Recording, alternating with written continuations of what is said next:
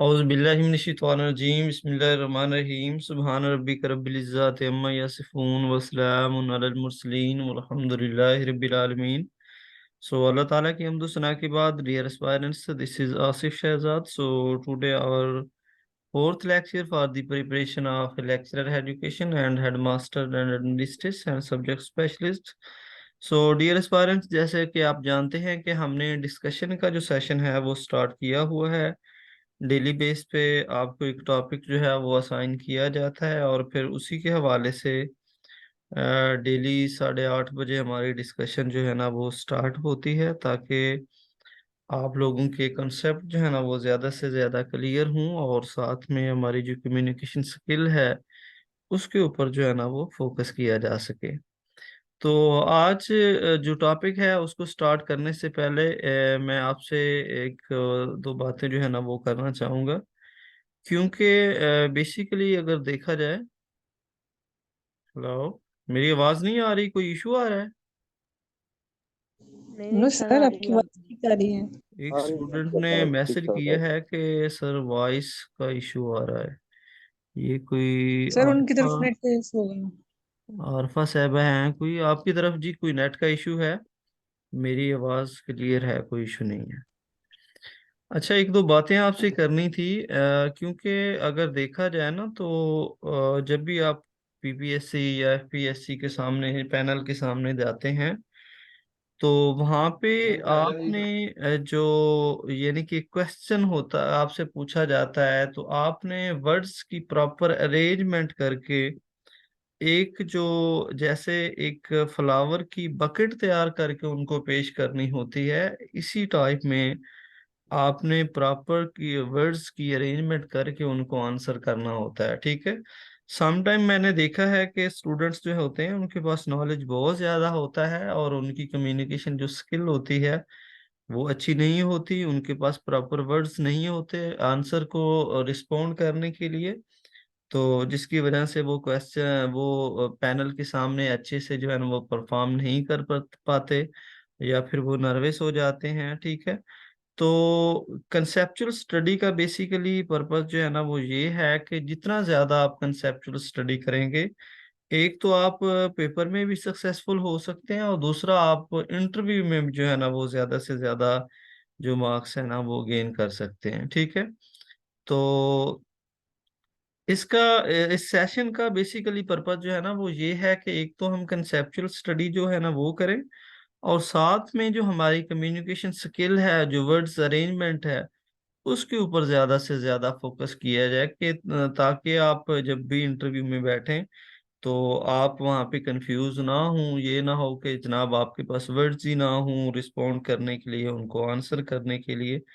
तो मैंने देखा है बहुत कॉम्पिटेंट लोग जो है ना वो इंटरव्यू में अच्छे स्कोर नहीं कर पाते, क्योंकि उनके पास एक प्रॉपर वर्ड्स की अरेंजमेंट नहीं होती और ना ही उनकी कम्युनिकेशन स्किल होती है, जिसकी बेस पे जो है ना वो अच्छा स्कोर नहीं कर पाते। तो इसलिए आपको दोनों एंगल से काम करना है। एक तो आपने अपनी जो कम्युनिकेशन स्किल है उसके ऊपर फोकस करना है, दूसरा आपकी जो वर्ड की अरेंजमेंट है ना वो प्रॉपर होनी चाहिए जब भी आप क्वेश्चन का रिस्पॉन्ड करें, आप क्वेश्चन का आंसर करें। ठीक है। इन बातों का आपने बहुत ज्यादा ख्याल रखना है, क्योंकि बेसिकली अब हमारा जो पर्पस है वो ये है कि हमने पीपीएससी की प्रिपरेशन करनी है। क्योंकि एनटीएस वगैरह को तो आप भूल जाएं बिल्कुल भी। ठीक है। वहाँ पे जो 17 ग्रेड की जॉब है वो एनटीएस के थ्रू नहीं होती, ना ही 16 ग्रेड की होती है। तो आपने प्रॉपर जो है ना वो दो तीन चीजें जो है ना वो जरूर करनी है। ठीक है। वर्ड्स की अरेंजमेंट के ऊपर फोकस करना है और साथ में आपकी जो कम्युनिकेशन स्किल है उसको आपने इम्प्रूव करना है और साथ में आपका जो कंसेप्चुअल नॉलेज है वो बहुत ज्यादा मैटर करता है। ठीक है।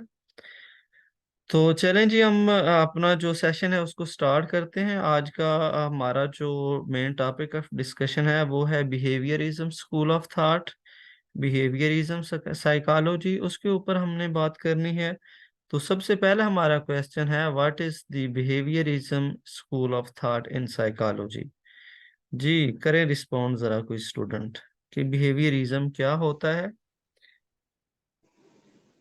जी सर ये जो भी बिस्मिल्लाहिर्रहमानिर्रहीम। सर ये जो इसको ना वर्डसन ने दिया था। जी जी। और सर और सर स्किनर भी था। और सर काफी 3-4 थे। ओके। और सर ये जो है बिहेवियरिज्म है, ये रिलेट करता है माइंड से करता है। सॉरी, क्या और बोला इस पे आपने? हम फोकस करते हैं। सर ये माइंड से करता है। ओके। कैसे ये माइंड से करता है? माइंड के साथ इसका क्योंकि कैसे क्या रिलेशन होता है? सर क्यों जो बिहेवियर जो हमारे कम्युनिकेशन का जो हम करते हैं, वे करते हैं सर, वो माइंड से ही करते हैं। नहीं, कम्युनिकेशन का और जो बिहेवियर का, उसका तो कोई रिलेशन ही नहीं बनता। आप कोई और जो है ना वो चीज के बारे में बात कर रहे हैं, बिहेवियरिज्म के बारे में ये बात नहीं है। जो बिहेवियरिज्म स्कूल ऑफ थॉट है, उसके जो फाउंडर हैं हमारे पास, जेबी वाटसन, उनकी परसेप्शन कोई और है। आपने मेरे ख्याल में नहीं स्टडी किया उसको। जी, सलामकुम सर। जी जी, वालेकुम सलाम। सर ये इसके ऑपोजिट बता रही हैं। बिहेवियरिज्म में तो मतलब रिजेक्ट करते हैं ना कॉन्शियसनेस को और अनकॉन्शियसनेस को। जी और जो है बिल्कुल। बिहेवियरिज्म जो थॉट, वो ये कहते हैं कि ये कोवर्ट है ना, हिडन है जो कॉन्शियसनेस है, इसलिए इसको रिजेक्ट करते हैं। वो कहते हैं कि बिहेवियर जो है वो ओवर्ट काइंड ऑफ है, मतलब कि एक ओवर्ट काइंड है ना बिहेवियर जो है। और ये ऑब्जर्वेबल है और ये मेजरेबल होता है बिहेवियर। और बिहेवियर को चेंज किया जा सकता है ना, मतलब कंडीशंस के मुताबिक, जिस तरह हमारा इन्वायरमेंट होगा। इनका बेसिकली बिलीव जो है वो इन्वायरमेंट पे है। कहते हैं कि अगर हम इन्वायरमेंट को चेंज कर देते हैं तो हमारा जो बिहेवियर है, हमारी जो थिंकिंग है, वो ऑटोमेटिकली चेंज हो जाती है। और इसमें वाटसन ने ये भी कहा था कि अगर आप मुझे मतलब जिस तरह की कोई एक अच्छा इन्वायरमेंट दे दें और जो है ना हेल्दी इन्फेंट्स दे दें, तो मैं उनको कुछ भी बना सकता हूँ, डॉक्टर, लॉयर्स, आर्टिस्ट, या कुछ भी बना सकता हूँ अगर मेरे पास उस जैसा माहौल है। ओके तो कहने का मतलब ये है कि ये बिहेवियरिज्म की जो स्कूल ऑफ थॉट है, ये ज्यादा इन्वायरमेंट पे फोकस करते हैं। ये कहते हैं कि अगर इन्वायरमेंट हम जिस तरह का इन्वायरमेंट होगा उसी तरह का ही, मतलब इंसान जो है ना वो चेंज हो जाएगा, उसी सिचुएशन में डल जाएगा। ओके। हम्म। तो इन्होंने जो है ना साइंटिफिक मेथड को भी of scientific method of behaviour जो है ना वो इन्होंने इंट्रोड्यूस करवाया था। और इसके अलावा ये जो टर्म्स हैं, स्टिमुलस, पनिशमेंट और रिइंफोर्समेंट, रिवार्ड वगैरह, ये सारी इन्हीं की हैं। और ओके। आगे हाँ जी। और ये क्या उसका नाम है, ये SR जो है, स्टिमुलस एंड रिस्पॉन्स, ये सारा। और क्लासिकल कंडीशनिंग, ऑपरेंट कंडीशनिंग, ये सारी जो है ना ये इन्हीं की है। और इसके एक्सपोनेंट जो है जेबी वाटसन और इसके फ्रेंड्स थे शायद, पेवलोव और स्किनर और इस तरह से। जी जी, बिल्कुल ठीक है। ठीक है। हाँ। ठीक बता रही हैं आप। अच्छा जी, और कोई स्टूडेंट रिस्पॉन्ड करना चाहे बिहेवियरिज्म के ऊपर? जी, करें जरा। जुनेद साहब, आप कुछ कहना चाह रहे थे? जी। सर, ये बिहेवियरिज्म का जो स्कूल ऑफ थॉट्स है, ये जेबी वास्टन ने इसको मुतारफ कराया। और ये अगेंस्ट स्ट्रक्चरलिज्म और फंक्शनलिज्म इसकी बेस है। ये कहते हैं कि अगर हम इस बात को मानते हैं कि जो psychology psychology is the science of behaviourism, हम ये कहते हैं कि अगर साइकोलॉजी जो है वो एक ऐसी साइंस है जो बिहेवियरिज्म पे डिपेंड करती है अगेंस्ट द माइंड, तो उसमें ये है कि हम वो बिहेवियर लेंगे जो हमारे लिए ऑब्जर्वेबल हो और मेजरेबल हो। यानी हम ऐसी बिहेवियर की बात करेंगे फिर जिसको हम मेजर कर सकें और जिसको हम जांच सकें। कि उसने मिसाल दी कि कॉन्शियसनेस है, हम कहते हैं कि फलां बंदा कॉन्शियस है। ये तो हम अंदाजा लगा सकते हैं कि फलां बंदा दूसरे के मुकाबले में ज्यादा कॉन्शियस है, लेकिन हम ये नहीं कह सकते कि फलां बंदा कितने परसेंट या उसमें कॉन्शियसनेस का लेवल कितना पाया जाता है। तो बेसिकली जेबी वास्टन का ये कहना था कि साइकोलॉजी जो है वो बिल्कुल बिहेवियरिज्म पे डिपेंड करती है, या it is the science of behaviourism. But those behaviour we can talk about those behavior who are measurable and observable. और इसके फॉलोअर्स में सेम बात BF स्किनर ने भी की है, और IV पाल्वो में यही बात की है। इवन दूसरी बात पेवलोव सर, इस सर इनका नाम जो है ना वो इवन पेवलोव है, ठीक है, ये हाँ जी, रशियन है, इवन पेवलोव है इनका नाम, जिन्होंने जो मेरे ख्याल में क्लासिकल कंडीशनिंग जो है ना वो दी। हाँ जी, बिल्कुल बिल्कुल बिल्कुल इसी तरह। और दूसरी बात इस स्कूल ऑफ थॉट्स की जो है, उसने ये कहा था कि जो इन्वायरमेंट है, it is more important then heredity, यानी विरासत के मुकाबले में जो माहौल है वो ज्यादा सुप्रीम है या अहमियत का हामिल है। या JB वास्टन कहता है कि अगर आप मुझे you give me 1 dozen of children and I believe on that point that I make them whatever I want according to providing them the environment। कि आप मुझे 1 दर्जन अगर बच्चे देते हैं तो मैं उनको अपनी मर्जी के शोबे में या जो मैं बनाना चाहता हूँ वो मैं बना दूंगा। इसके इससे हटके कि उनका बैकग्राउंड क्या है, आप मुझे डिफरेंट बैकग्राउंड के बच्चे दें, मिसाल के तौर पर कि कुछ रिच फैमिली से हो, एजुकेटेड फैमिली से हो, और कुछ पुअर फैमिली से हो, अनएजुकेटेड हो। लेकिन जो अनएजुकेटेड है, अगर आप कहें कि ये बच्चा भी इंजीनियर और डॉक्टर बन जा, आप कहते हैं कि नहीं बन सकता, तो मैं उसको बना दूंगा। वो कैसे? कि मैं उसको एक ऐसी इन्वायरमेंट प्रोड्यूस करूंगा जिसमें वो बंदा पढ़ लिख के और अपनी मुआशरे में एक वैल्यूएबल मकाम हासिल कर सकेगा। यानी उस अल मुख्तसर उसका कहना ये है कि जो इन्वायरमेंट होती है ये मोर इम्पोर्टेंट देन होती है हेरिडिटी, यानी विरासत से ज्यादा इन्वायरमेंट इम्पोर्टेंट है। तीसरा ओके। पॉइंट ये है कि इसने एक बहुत जी जी जी सर, तीसरा ओके। तीसरा पॉइंट ये है, इसने एक ये बात की थी कि एनिमल्स और human beings have same nature, यानी कि ये कहता है कि हैवान और इंसान की फितरत जो है ऑलमोस्ट सेम है। अगर हम हैवानों पे, जानवरों पे तजर्बात करते हैं तो हम उनके जो रिजल्ट आते हैं वो हम इंसानों पे अप्लाई कर सकते हैं। और ये बहुत ही एक रेवोल्यूशन कह लें in the field of A psychology थी कि कुछ तजर्बात जिस तरह आप देखते हैं कि BF स्किनर ने किए थे, कुछ ने रेट्स पे किए थे, कुछ ने डॉग्स पे किए थे, और उन्होंने उनके माइंड को ऑब्जर्व किया या उनको पिंजरे में बंद कर दिया, तो ये इंसानों पे करना पॉसिबल नहीं था। और उसके बारे में, क्योंकि इंसान और जानवर की जो नेचर वो तो कहता है सेम है, लेकिन हम इंसान पे इस तरह के तजर्बात उसको बंद करके नहीं कर सकते थे। तो उसने ये बुनियादी बेस रखी कि उसने पहले एनिमल्स पे तजर्बात किए, एक्सपेरिमेंट, उसने जी जी ह्यूमन सर। बीइंग्स पे अप्लाई किया और रिजल्ट्स निकाले। तो ये एक बहुत बड़ा रेवोल्यूशन था in the field of psychology. और ये इसी वजह से बहुत सारे नए एक्सपेरिमेंट्स के तरीके इजाद हुए, नए मेथड्स ऑफ टीचिंग भी आए, और ये एक साइकोलॉजी में इनकलाब आया कि हम कोई भी तजर्बा जो है वो अगर हम एनिमल पे करें तो उसके जो रिजल्ट आएंगे उसको हम ह्यूमन बीइंग्स पे इस्तेमाल कर सकते हैं, because he said that the animals and human beings have same nature. तो ये उसके मेन मेन जो पॉइंट थे वो उसके ये थे बिहेवियरिज्म के स्कूल ऑफ थॉट्स के, जो मैंने बयान किए हैं, जो मेरे इल्म में थे, मतलब मैंने जहाँ जहाँ तक इसको स्टडी किया है। चलें जी sir, thank you so much, nice contribution. तो चलें जी, नेक्स्ट रिस्पॉन्स करें कुछ स्टूडेंट जनाब इसी टॉपिक के ऊपर। मिस हिना, आप कहाँ पे हैं? कोई नजर नहीं आ रही आज, आप करें रिस्पॉन्स जी।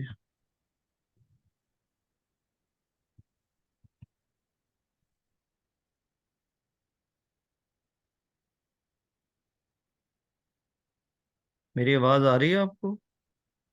जी सर आ रही है। और कोई करे स्टूडेंट रिस्पॉन्स जरा प्लीज। मिस हिना, मेरी आवाज नहीं आ रही आपको? बिहेवियरिज्म के ऊपर करें रिस्पॉन्ड आप लोग। मिशा खान, आप 2-3 दिन से क्लास में आ रही हैं लेकिन आपने कभी रिस्पॉन्ड नहीं किया, करें जी रिस्पॉन्ड आप भी।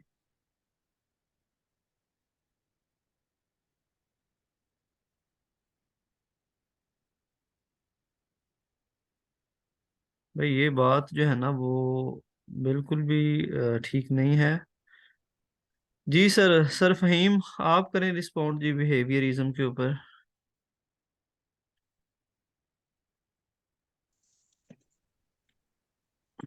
जी, बिहेवियरिज्म जो है ना, इसको सिंपल ये भी कहा जा सकता है, ये थ्योरी ऑफ लर्निंग है। और इसमें साइंटिफिक जो मेथड है वो यूज होता है। जेबी वाटसन जो है वो इसका फादर है। और इसमें कुछ इसके जो एक्सपोनेंट है उसमें एवन पेवलोव है, हल है, उसके बाद टॉलमैन है, बीएफ स्किनर है, थॉर्नडाइक है। और एक जगह मैंने कहीं पढ़ा था, पता नहीं सर इस्लाह कर दीजिएगा, कि इसको ब्लैक बॉक्स थ्योरी भी कहा गया है।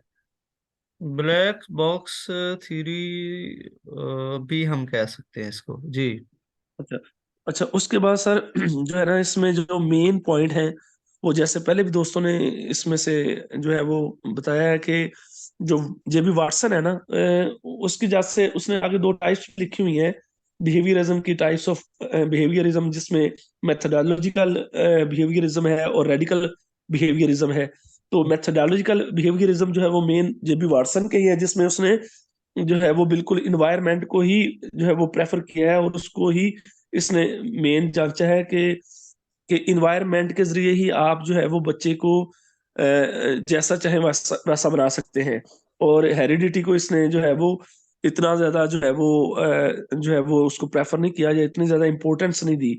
उसके बरक्स जो रेडिकल जो है वो मेथोडोलॉजी है, रेडिकल जो बिहेवियरिज्म है, वो बीएफ स्किनर ने पेश किया है। बीएफ स्किनर ने तो उसने इसमें हेरिडिटी को भी उसने जो है वो उसने उसकी अहमियत बयान की है, कि उसने जेनेटिक्स और इन्वायरमेंट दोनों जो है उसने कहा है कि ये दोनों ही जो है वो ये किरदार अदा करते हैं किसी भी यानी कि बच्चे को उसका जो है वो फ्यूचर शेप करने में। क्योंकि कहते हैं कि जो करंट बिहेवियर होता है ना, is the outcome of the past learning होता है। इनका बिलीव ये है कि जो करंट बिहेवियर है is the outcome of the past learning, जो उसके पीछे लर्निंग है उसकी वजह से जो अभी वो जैसे बिहेव करता है, तो उसके पीछे उसके पास्ट जो है ना वो बहुत ज्यादा जो है वो रोल अदा करता है।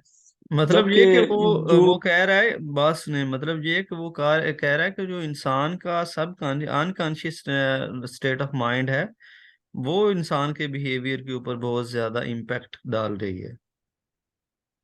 जी, और जेबी वाटसन जो है वो बात करते हैं ऑब्जर्वेबल बिहेवियर की। तो इसलिए इन्होंने पूरा रिजेक्ट किया है ये जो स्ट्रक्चरलिज्म है और फंक्शनलिज्म, कि वो कहते हैं कि वो उसमें ऑब्जेक्टिविटी नहीं है और वो ऑब्जर्वेबल नहीं है, और उसमें सब्जेक्टिविटी है। और ये जो है ना, ये कहते हैं कि जो ऑब्जर्वेबल बिहेवियर होता है, और ये ही जो है वो उसके जरिए जो है वो ऑब्जेक्टिविटी आती है, और ये साइंटिफिक मेथड जो है उनको जो है वो प्रेफर करते हैं और उसको ही ये करते हैं। उसके अलावा जैसे मुख्तलिफ मेथड, जैसे सर ने बताया कि मुख्तलिफ मेथड भी इसके जरिए आगे आए हैं, जिसमें जो है वो कंप्यूटर असिस्टेड लर्निंग भी आई है, और उसके अलावा जो है प्रोग्राम लर्निंग भी आई है। इस तरह जो है वो दूसरे भी कुछ जो है वो सब्जेक्ट जो है वो जो टीचिंग मेथड इसमें जो है वो इन्वॉल्व हुए हैं। और जैसा कि इसमें बीएफ स्किनर भी शामिल है, बिहेवियरिज्म में बिहेवियरिस्ट है, तो उसने अपना भी आगे एक जो है वो री का एक तस्वर पेश किया है, कि पॉजिटिव और नेगेटिव री के जरिए आप जो है वो आप स्ट्रेंथन कर सकते हैं जो आप चाहते हैं उस जो है बिहेवियर को स्ट्रेंथन कर सकते हैं। और जो है ना, इसी तरह पनिशमेंट का भी इसमें है कि पनिशमेंट के जरिए आप जो है वो वीकन कर सकते हैं अनडिजायरेबल बिहेवियर को। तो ये चीजें भी इसी बिहेवियरिज्म में ही आती हैं। और जैसा कि सर ने बयान किया था इससे पहले, कि जो है वो मुख्तलिफ जो है वो जानवरों पे तजर्बात किए गए, जैसे रैट्स पे किए गए या पिजन पे किए गए। तो उसके तजर्बात जो है उनको जो है ना वो जो इंसानों पे भी जो है वो लागू करने की कोशिश की गई, कि ये इसी तरह ही होता है। जैसे लिटिल एल्बर्ट पे एक्सपेरिमेंट किए थे जेबी वाटसन ने। वो 11 माह का बच्चा था, तो जो स्पेस जो है उसके पास आता था, तो वो पहले तो नहीं डरता था, फिर वो उससे वो आवाज पैदा करता था, तो वो उसके हैमर के जरिए तो वो बड़ा ज्यादा खौफजदा हो जाता था। उसके बाद उसने वो हैमर के जरिए आवाज करना तो छोड़ दी, लेकिन जैसे ही कोई सॉफ्ट टॉय या जैसे ही कोई खरगोश वगैरह इस तरह की चीज वाइट उसके सामने आती थी, तो वो बच्चा डर जाता था। और उसके बाद उसने इसको अनकंडीशन भी किया था, वापस भी दूसरी हालत में वापस भी ले आया था। ये कंडीशनिंग जो की थी ये खत्म भी कर दी थी। और उसके बाद कहते हैं इसने अपने बच्चे पे भी जो है वो इसी तरह जो है वो तजर्बात किए थे। लॉ ऑफ अफेक्ट का बड़ा असर है इस पे, कि ये कहते हैं जिस चीज का असर होता है ना वो यानी कि वो काम किया जाता है। यानी कि जो एक चीज बंदे के लिए खुशी का सबब बनती है, जैसे पॉजिटिव इन्फोर्समेंट में एक बच्चा अच्छा काम करता है तो टीचर उसको अगर रिवार्ड देता है या उसको शाबाश देता है तो वो बच्चा उस काम को रिपीट करता है। अगर इसी तरह एक बच्चा जो है वो काम नहीं करता तो उसको टीचर सजा देता है या उसको फाइन कर देता है, तो वो नेगेटिव रीइंफोर्समेंट के जरिए बच्चा कोशिश करता है कि मैं इस चीज से बचूं, तो वो काम मैं ना करूं। तो ये है कि लॉ ऑफ अफेक्ट का बड़ा जो है वो रोल है इसके अंदर, जो थॉर्नडाइक का है। तो इसके जरिए ये कुछ इसकी मेन चीजें हैं, और भी चीजें तो काफी हैं इसके अंदर बिहेवियरिज्म में। तो मेन यही है इसका जो है, बीएफ स्किनर का काफी रोल है, और जेबी वाटसन तो मेन फादर है, और एवन पेवलोव जो है इसका जो है वो रोल है। तो अच्छा सर, ये मेरा ज्यादा तो आपसे एक एवन क्वेश्चन है। पेवलोव से ऐसा था। सर बात सुने, जी सर, मेरा जी आपसे सर। क्वेश्चन है एक, कि एडवर्ड ली जो थॉर्नडाइक हैं उनका लॉ ऑफ जो इफेक्ट है वही यूज होता है बिहेवियरिज्म के अंदर, या फिर कोई और लॉ भी हम यूज कर सकते हैं? सर जैसे मैंने कहा कि जो reinforcement term law of effect के की तर्ज पर ही जो है रीइंफोर्समेंट है जो बीएफ स्किनर ने दी है, तो जी वो भी यानी कि जो है वो आप कह लें कि जो पॉजिटिव रीइंफोर्समेंट है या नेगेटिव रीइंफोर्समेंट है या पनिशमेंट है, उसके जरिए भी आप जो है स्ट्रेंथन कर सकते हैं डिजायरेबल बिहेवियर को, या आप रिमूव कर सकते हैं अनडिजायरेबल बिहेवियर सर, को। मेरा क्वेश्चन आप समझे नहीं है। मैंने सिंपल ये बोला है कि जो बिहेवियरिज्म स्कूल ऑफ थॉट है, जो बिहेवियरिज्म साइकोलॉजी है, उसके अंदर एडवर्ड ली थॉर्नडाइक ने जो लॉज ऑफ लर्निंग थ्री दिए थे उनमें जो लॉ ऑफ इफेक्ट है वही हम यूज कर सकते हैं, या कोई और लॉ भी इम्प्लीमेंट होता है? मैंने ये पूछा है। अच्छा सर, मुझे थोड़ा सा टाइम दे दें, उस वक्त आप या तो फिर कंटिन्यू रखें, तो मैं जैसे ही होगा मैं रिस्पॉन्ड कर देता हूँ। तो सर मेरे ख्याल में, मैं अगर आपको समझा पाऊँ तो जो लॉ ऑफ यानी कि एक्सरसाइज है या फिर ट्रायल एंड एरर थ्योरी है, वो भी बिहेवियरिज्म के अंदर यूज होती है। क्योंकि जब उसने रेट को या फिर कैट को बॉक्स के अंदर बंद किया था, हमारे पास ये जो क्लासिकल कंडीशनिंग है उसके अकॉर्डिंग अगर हम इसको देखें, तो वो जो यानी कि कैट है, उसने बार बार जो है ना वो मिस्टेक की, बार बार ट्रायल किया, ठीक है। और उसके बाद फिर एट द एंड जो है ना वो लीवर के ऊपर उसका जो है ना वो पंच लगा और दरवाजा खुला और बाहर आकर उसने जो मीट है वो खाया, ठीक है। मतलब ये है कि बंदा जी। बार बार, या इंसान अगर बार बार किसी चीज की कोशिश करता है तो वो बिहेवियर भी वो उसको लर्न हो जाता है, उसको मेमोराइज होता है और फिर वो उसको अडॉप्ट कर लेता है। मेरे कहने का मतलब ये है कि यहाँ पे बिहेवियरिज्म जो स्कूल ऑफ थॉट है उसमें हमारा जो ट्रायल एंड एरर थ्योरी है उसको भी हम इम्प्लीमेंट कर सकते हैं और वो भी यूज जी। होती है। और ये 1913 में इसने जो है ना जेबी वाटसन ने इस टर्म को यूज किया था, जब उसने अपना एक आर्टिकल बिहेवियरिस्ट मैनिफेस्ट जो है वो इशाया किया था, तो उसने इस वर्ड बिहेवियरिज्म को टर्म को यूज किया था। Okay sir. चलें जी sir, thank you so much, आपने काफ़ी अच्छे से चीज़ों को इलेबोरेट किया। लेकिन सर मैं आपको यहाँ पे एक ही सजेशन दूंगा कि आप जो वर्ड्स की अरेंजमेंट है ना उसके ऊपर ज़्यादा से ज़्यादा फोकस करें। नॉलेज अल्हम्दुलिल्लाह आपके पास है, लेकिन आपके पास जो प्रॉपर वर्ड्स की जो अरेंजमेंट है ना वो नहीं है। तो आप उसके ऊपर फोकस करें, क्योंकि आप कुछ चीज़ें आगे इंशाल्लाह। पीछे जो है ना वो बता रहे होते हैं। तो आप चीज़ों को प्रॉपर जो है ना वो इम्प्रूव करके और प्रॉपर अरेंजमेंट के साथ उसको प्रेजेंट करें। Thank you so much. इंशाल्लाह सर जी। चलें जी, नेक्स्ट मिस हिना आप बताएं जी, करें इलेबोरेट ज़रा, माइक ऑन करें प्लीज़ और बताएं जी बिहेवियरिज्म के अबाउट। हेलो। बिस्मिल्लाहिर्रहमानिर्रहीम। जी इसका जो जो बिहेवियरिज्म है ना, ये जो स्कूल ऑफ थॉट है, ये फंक्शनलिज्म और स्ट्रक्चरलिज्म के बिल्कुल ये ऑपोजिट के फंक्शन की बात करता है, और ना इस पॉइंट के मतलब पार्ट्स की बात करता है। ये बिहेवियर पे फोकस करता है, और बिहेवियर में जो है ना वो ऑब्जर्वेबल जो बिहेवियर है उसकी बात करते हैं ओके। बिहेवियरिज्म वाले। और इन्होंने एक जो है इंट्रोड्यूस करवाए new ideas of programme learning. इसके अलावा इन्होंने कंप्यूटर असिस्टेंट इंस्ट्रक्शन और इंडिविजुअलाइज्ड लर्निंग की भी बात की है। और जैसा कि पहले भी सर ने और एक मैम ने बताया है कि इन्होंने बिहेवियर को मेजर करने के लिए एक साइंटिफिक मेथड को इंट्रोड्यूस करवाया। ओके। और इन्वायरमेंट जो है वो एक ऐसा फैक्टर है जिसकी जिसकी बेस पे जो है ना वो हम अपनी पर्सनैलिटी में चेंज ला सकते हैं। जी। इन्वायरमेंट से यानी कि इंसान जो है अपनी पर्सनैलिटी को मोल्ड कर सकता है। और इससे जो है ग्रोथ और डेवलपमेंट में जो हेल्प मिलती है। इससे इन्वायरमेंट जो ऐसा फैक्टर है जो इंसान को बिल्कुल चेंज कर सकता है। ओके और जी। जो है ये बिहेवियरिज्म है ये एक साइंटिफिकल स्टडी है कि इसमें एक साइंटिफिक तरीके से स्टडी की गई है। और जेबी वाटसन जो हैं इसके फाउंडर हैं। इसके अलावा और भी हैं जैसे पेवलोव हैं, स्कीनर है और हॉल वगैरह है। हाँ, हाल और नहीं, सर एक ये क्लॉक भी हल है उनका नाम, क्लॉक हल उनको कहते हैं, जी सर क्लॉक। सॉरी सर इन्होंने ना एक डायरेक्ट इंस्ट्रक्शंस की भी बात की है कि जिसके मतलब ये नहीं कि ओवर्ट बिहेवियर जो है उसकी उस पे ये फोकस करते हैं। ओवर्ट बिहेवियर वो है कि जो हमें सामने जी जी, रिस्पॉन्ड करें प्लीज, आवाज अ, नहीं आ रही है। अ, जो है नजर आ रहा होता है, शो हो रहा है, तो इसकी भी बात की है इन्होंने बिहेवियरिज्म वालों ने। सर ओवर्ट बिहेवियर की बात कर रही हूँ ना। ओके ओके, ठीक है।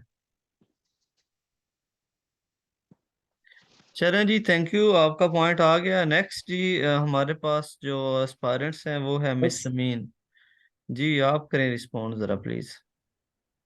सर मेरे यहाँ नेट इशू है इस वजह से नहीं, आवाज तो आपकी ठीक आ रही है। ब्रेक हो रही है। आप सर ये फोकस करते हैं उस पे, ऑब्जर्वेबल बिहेवियर पे करते हैं। जी और जी। समझ सर नहीं जो और सर इसके अलावा जो ये वर्सन है इसने कुछ वो इमोशंस के बर्न इमोशंस के कुछ वर्ड यूज किए हैं, लव, आ फेयर, एंगर। रही कि आप क्या बोल रहे हैं।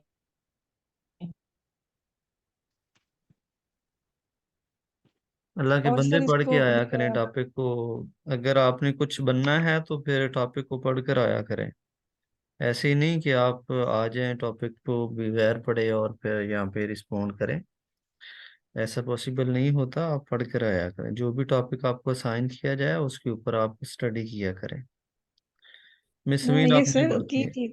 आप नहीं पढ़ती हैं, कोई नहीं पढ़ा हुआ है आपने टॉपिक को, मुझे लग रहा है ऐसा ही। ये सर मैंने इसी बात है सर, मैंने नहीं पढ़ा हुआ, मैंने वो ये काफी टाइम पहले पढ़ा था, वो भी मैं आपको बस थोड़ा बहुत रिस्पॉन्स दे रही हूँ। फिर अभी मैंने अब ऐसे ही क्या, बात अब सारे हम लोग मिचोर हैं। अब यहाँ पे अगर मैं आपको डांटूं तो ये अच्छी बात तो नहीं है ना, कि आपको पढ़ना चाहिए। अल्लाह के बंदे, अगर कुछ बनना है तो फिर आपको पढ़ें। आपने ज़रूर पढ़ना है। अगर फिर घर के काम ही करने हैं तो फिर पढ़ने की ज़रूरत ही नहीं है, डिग्री लेने का क्या फ़ायदा। तो पढ़ा करें आप नहीं टॉपिक। सर अगर एक फ्री फैसिलिटी आपको मिल रही है तो आप पढ़ा करें। अब देखिए ना, यहाँ पे एक प्लेटफॉर्म मैंने आपको दिया है और यहाँ पे हर बंदा आकर, सिग्नल यहाँ पे हर बंदा जो आकर अपना पॉइंट ऑफ व्यू जो है ना वो शेयर कर रहा है। मिस सिन्हा, आपकी आवाज़ नहीं आ रही, आप अपना माइक ऑफ ही शायद रखें। मेरी आवाज बिल्कुल ब्रेक हो रही थी तो सॉरी। नहीं नहीं, आपकी आवाज़ नहीं आ रही, आप माइक ऑफ ही रखें आप प्लीज़। आपका इशू काफ़ी आ रहा है। अच्छा जी, चलें ठीक है। काफ़ी लोगों ने रिस्पॉन्ड किया है बिहेवियरिज्म स्कूल ऑफ थॉट के ऊपर। तो मैं भी अपनी थोड़ी सी जो कंट्रीब्यूशन है, हमारे काफ़ी ज़्यादा जो पॉइंट हैं वो डिस्कस हो चुके हैं। तो मैं भी चाहता हूँ कि थोड़ी बहुत जो कंट्रीब्यूशन है बिहेवियरिज्म के ऊपर मैं वो दूँ आपको। तो बिहेवियरिज्म जो स्कूल ऑफ थॉट है ना, ये हमारे पास JB वाटसन साहब जो हैं उन्होंने दिया है, उसके फाउंडर हैं। तो साथ में जो एक्सपोनेंट के हवाले से अगर हम बात करें तो वो हमारे पास इवन पेवलोव हैं जिन्होंने क्लासिकल कंडीशनिंग दी, और साथ में BF स्किनर हैं जिन्होंने जी हमारे पास ऑपरेंट कंडीशनिंग जो है ना वो दी, और साथ में हमारे पास एडवर्ड ली थॉर्नडाइक हैं जिन्होंने लॉज ऑफ लर्निंग जो है ना वो दिए हैं। ठीक है।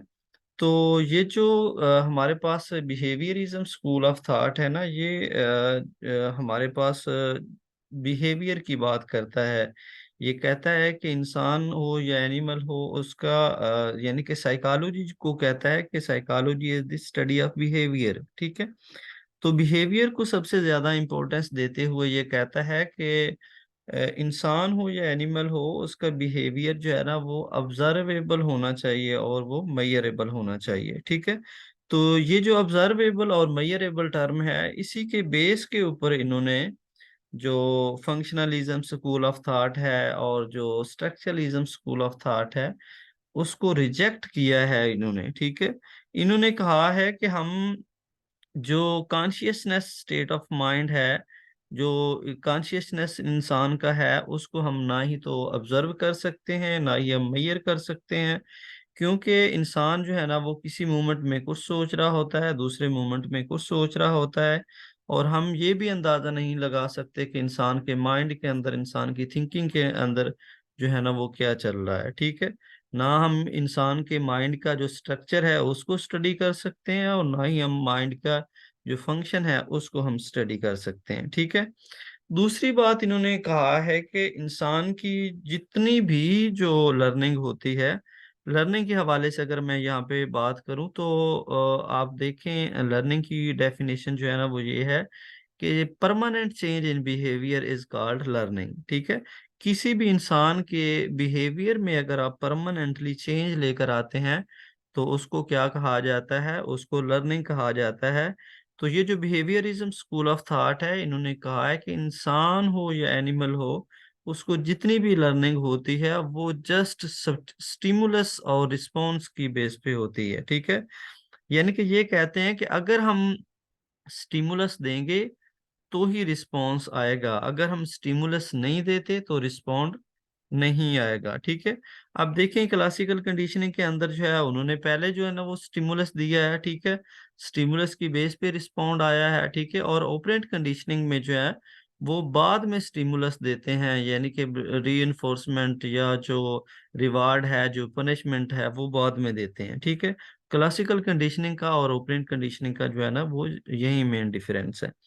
तो साथ में ये जो JB वाटसन साहब हैं, इन्होंने इनकी एक बहुत ज्यादा फेमस एक एग्जांपल है। इन्होंने कहा था कि आप मुझे हेल्दी यानी कि 1 डजन हेल्दी जो चाइल्ड हैं वो दे दें, तो फिर मैं उनको कुछ अरसे के लिए अपनी एक लैब है उसके अंदर रखूंगा। ठीक है। जिसमें मैं उनको एक स्पेसिफिक इन्वायरमेंट दूंगा, फिर आप उन बच्चों में से रैंडमली कोई भी बच्चा जो है ना वो सिलेक्ट करें। ठीक है।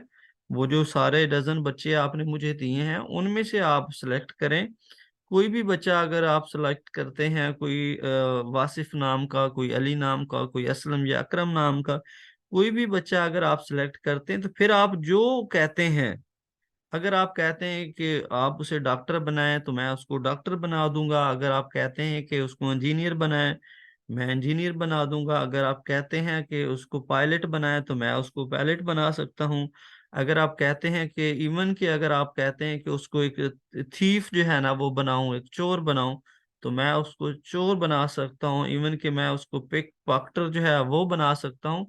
यानी कि उसने कहा है कि मैं कोई भी किसी भी यानी कि जो कैरेक्टर है उसके अंदर जो है उसको मोल्ड कर सकता हूँ। ठीक है। यानी कि वो यहाँ पे कहना चाह रहा है कि जो इन्वायरमेंट होता है वो बहुत ज्यादा इफेक्ट करता है इंसान के बिहेवियर को। जैसा हम किसी भी इंसान को इन्वायरमेंट देंगे वैसा ही एक इंसान जो है ना उसका बिहेवियर उसी के अकॉर्डिंग मोल्ड हो जाएगा, उसी के अकॉर्डिंग जो है ना वो चेंज हो जाएगा। ठीक है। बाकी काफी सारे जो स्टूडेंट्स हैं उन्होंने बात की है कि जी हेरिडिटी जो है उसको उसकी निस्बत ज्यादा जो है इन्वायरमेंट को फोकस किया है। तो ये बात आपकी ठीक है। ठीक है कि इंसान जो है ना वो अपने इन्वायरमेंट से देखकर चीजें जो है ना वो लर्न करता है। अब देखिए एक छोटा बच्चा जो है वो हमारा, हालांकि वो पंजाबी स्पीकिंग हो, सराइकी स्पीकिंग हो या कोई भी हो, तो उसको अगर हम पश्तो स्पीकिंग में छोड़ देते हैं तो वो बच्चा अपना जो इन्वायरमेंट है उससे चीज़ों को इंटरेक्ट करता है, वहाँ से फिर चीज़ों को इन्हांस करता है और फिर अडाप्टेशन करता है। और इससे फिर वो अपना जो अपनी जो सारी की सारी उसकी लर्निंग है वो इन्वायरमेंट के अकॉर्डिंग ही होती है। ठीक है। तो ये जी ब्रीफ सा इंट्रोडक्शन जो है वो मैंने दिया है हमारे पास जो बिहेवियरिज्म स्कूल ऑफ थॉट है उसका। तो नेक्स्ट ही हमारे पास जो क्वेश्चन है वो हमारे पास है, who was the father of behaviourism? JB Watson, इसके ऊपर हमने बात कर ली है। तो थर्ड नंबर पे क्वेश्चन हमारे पास आता है एक्सपोनेंट ऑफ बिहेवियरिज्म। जी, एक्सपोनेंट के हवाले से कोई स्टूडेंट और बताना चाहे तो कौन कौन से हमारे पास एक्सपोनेंट है? जी जी सर, इसमें एवन पेवलव है, इसमें जो है थॉर्नडाइक है, इसमें बीएफ स्किनर है, इसमें लैशली है, ओके इसमें जेबी वाटसन है।